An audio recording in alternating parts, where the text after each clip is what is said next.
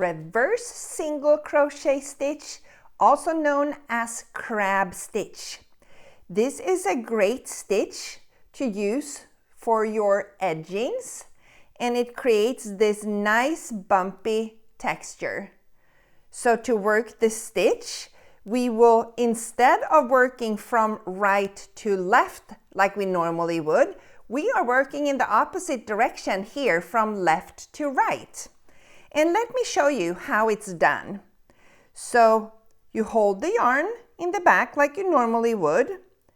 You take the hook towards you and then insert it into the stitch. Grab the yarn. Don't wrap it around your hook, but just use your hook and grab it and pull it back through to the right side of work. Now you have 2 loops on your hook. You yarn over and pull it through both those 2 loops.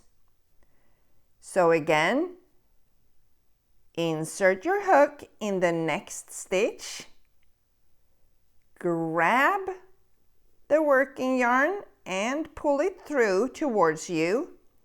2 loops on your hook, yarn over and go through both those 2 loops. So this is how you work the reverse single crochet stitch, also known as the crab stitch.